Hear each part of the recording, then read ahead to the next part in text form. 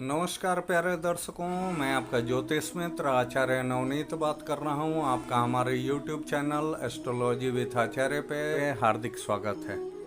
मित्रों, आज हम बात करेंगे चंद्रमा के 12 भावों में क्या फल होता है उसके बारे में। यही चंद्रमा लग्न में होता है, ऐसा इंसान बहुत ही तीव्र दिमाग का, दिखने में अति सुंदर होता है और प्लस साथ में ऐसा इंसान धनवान होता है। यदि शुभ अवस्था में चंद्रमा बैठा हुआ है तो ऐसा इंसान धनवान होता है और उनकी माता जी का आयु भी बहुत लंबा होता है। यदि ऐसे इंसान के लग्न में जो चंद्रमा अशुभ का होकर बैठ जाए तो ऐसे इंसान को समाज में मान प्रतिष्ठा नहीं मिलता है, प्लस सर में दर्द होता है, आई साइट कमज़ोर होता है, उनकी माता जी का भी तबीयत खराब रहता है। यदि यही चंद्रमा धन भाव में बैठे तो ऐसा इंसान बहुत सीधा सरल स्वभाव का होता है, लेकिन यदि उच्च का होकर बैठेगा तो ऐसा इंसान अत्यंत धनवान होता है। ऐसा इंसान दिखने में बहुत ही हैंडसम, ऐसे इंसान को भाई जरूर होता है। उनका ये आयु कम से कम 85 से 96 तक। जिसके भी कुंडली में चंद्रमा द्वितीय भाव में बैठे हुए हैं, जैसा इस कुंडली में बैठा हुआ है, और उस इंसान का जब भी बृहस्पति महाराज उस वार्षिक कुंडली में जब भी शुभ अवस्था में आके बैठेंगे तो वो बहुत ही ज़्यादा शुभ फल देता है। ऐसे इंसान के पास धन संपत्ति का कोई कमी नहीं रहता है। ऐसे इंसान के पास लैंडेड प्रॉपर्टी वगैरह बहुत ज़्यादा होता है। ससुराल पक्ष भी इसका अच्छा होता है। मित्रों, जिस इंसान का भी चंद्रमा तृतीय भाव में बैठेगा और उसके साथ में यदि शुक्र महाराज भी बैठेंगे तृतीय भाव में, तो ऐसा शुक्र और चंद्र का युति उसके लिए बहुत ही अच्छा फल देता है। लेकिन वो पारिवारिक ज़िंदगी में, मीन्स की दाम्पत्य ज़िंदगी में थोड़ा उतार चढ़ाव ला देता है।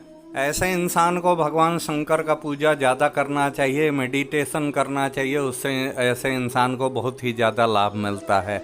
यदि ऐसे इंसान का मंगल महाराज चतुर्थ भाव में बैठे हुए हैं, मीन्स की कर्क राशि में कहीं भी कुंडली में बैठे हुए हों, तो वो मंगल भी शुभ फल देता है, मीन्स कि उसका मंगल का दोष कट जाता है। ऐसा चंद्रमा आपका धन और जिंदगी दोनों, आयु दोनों का रक्षा करता है। तृतीय भाव में बैठा हुआ चंद्रमा अति शुभ फल देता है। मित्रों, जिस इंसान का भी चंद्रमा चतुर्थ भाव में बैठेगा वो इंसान अपने आमदनी से ज़्यादा खर्च करने वाला होता है। लेकिन ऐसा इंसान यदि चंद्रमा शुभ अवस्था में हो तो अति तीव्र दिमाग का होगा, प्लस उसकी माता का प्यार उसको बहुत लंबे समय तक उसके ज़िंदगी में मिलता है। ऐसा इंसान पशुपालन से भी बहुत ज़्यादा धन अर्जित करता है। ऐसा इंसान कपड़े का बहुत बड़ा व्यापारी बनता है, जिसका भी चतुर्थ भाव में चंद्रमा शुभ अवस्था में बैठेगा। मित्रों, जिस इंसान का भी पंचम भाव में चंद्रमा महाराज बैठेंगे, ऐसे इंसान को व्यापार नहीं करना चाहिए, क्योंकि ऐसा इंसान यही व्यापार करेगा तो उसमें उसको नुकसान होता है। दूसरी बात कि यही चंद्रमा पंचम भाव में शुभ अवस्था में बैठेगा तो उस इंसान का जो बालक होता है उससे भी तीव्र दिमाग का होता है और उन्नति कारक होता है। यदि ये चंद्रमा शुभ अवस्था में बैठेगा पंचम भाव में तो ऐसा चंद्रमा उनकी माता और संतान के लिए, दोनों के लिए शुभ फलदाता होता है, शुभ फल कारक होता है। प्लस ऐसा इंसान एबॉर्ड में रहता है, मीन्स कि विदेश प्रवास करता है और कम से कम 9 साल के लिए तो अवश्य ही वो विदेश जाता है, जिसमें वो बहुत ही ज़्यादा धन अर्जित करता है। मित्रों, जिस इंसान के भाई चंद्रमा षष्ठम भाव में बैठे, जैसा यहाँ बैठा हुआ है, तो ऐसे इंसान का यदि चंद्रमा शुभ अवस्था में बैठेगा तो ऐसा इंसान बहुत ही ज़्यादा तरक्की करता है। प्लस ऐसा इंसान का स्वभाव होता है टिट फॉर टैट, माने आप जैसा उसके साथ कीजिएगा वो वैसा ही आपके साथ बिहेव करेगा। प्लस यदि ऐसा चंद्रमा जी नीच का होके बैठे या उसके साथ कोई क्रूर ग्रह या पापी ग्रह बैठेगा तो ऐसे इंसान को कभी भी अपने हाथ से दूसरे को जल नहीं देना चाहिए, पानी नहीं देना चाहिए, अन्यथा उसको मानसिक पीड़ा होता है। ऐसे इंसान को पुत्री संतति ज़्यादा होती है। ऐसा इंसान को जब भी संतान होगा तो लगभग 6 साल के लिए बीमार ही रहता है। मित्रों, जिस इंसान का भी चंद्रमा सप्तम भाव में शुभ अवस्था में बैठता है, ऐसा चंद्रमा इंसान को अत्यधिक धनवान बनाता है। ऐसे इंसान के ऊपर गॉडेस लक्ष्मी का माना गया है कि बहुत ही ज़्यादा कृपा होता है। यदि ऐसे इंसान का राहु और केतु भी अशुभ है उसके लग्न कुंडली में, तो उस इंसान का मृत्यु उसके पैतृक गांव में ही होता है। ऐसा इंसान एक उच्च कोटि का पोएट होता है, कवि होता है, या एक अच्छे उच्च कोटि का एस्ट्रोलॉजर होता है, बनता है, मीन्स की ज्योतिष। ऐसा इंसान तंत्र मंत्र में बहुत ही सिद्ध होता है। ऐसे इंसान का विवाह कभी भी 24 से 25 साल के आयु के बाद ही करना चाहिए, अन्यथा उनकी माताजी और उनकी पत्नी में क्लेश रहेगा। मित्रों, अष्टम भाव में यही चंद्रमा होता है, तो ऐसा चंद्रमा बहुत ही अशुभ फल देता है। ऐसा इंसान बहुत ही घमंडी स्वभाव का होता है, उसको पैतृक संपत्ति उसके किसी काम नहीं आता है। लेकिन ऐसे इंसान को उसको बेटा अवश्य होता है। मित्रों, जिस इंसान का भी चंद्रमा अष्टम भाव में बैठे, उसके जी पैतृक गांव में, उसके घर के सामने जी कोई कुआं या तालाब होगा, तो वो चंद्रमा अति अशुभ फल देता है। जिसके भी कुंडली में अष्टम भाव में जी चंद्रमा बैठेगा और मंगल उसका अशुभ है, तो उनकी माता का मरण का संकेत देता है।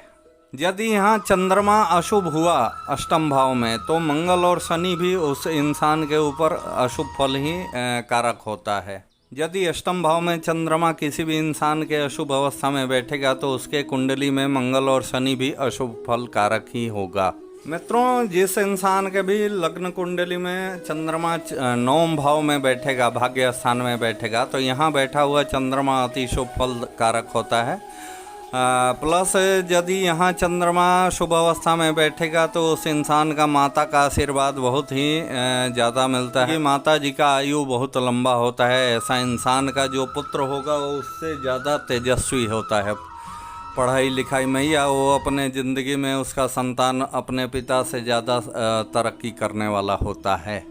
मित्रों, जिस इंसान का भी चंद्रमा दसम भाव में बैठेगा, तो ऐसा माना गया है कि वो चंद्रमा सर्प के समान अपने ही संतान के लिए अशुभ फल कारक होता है।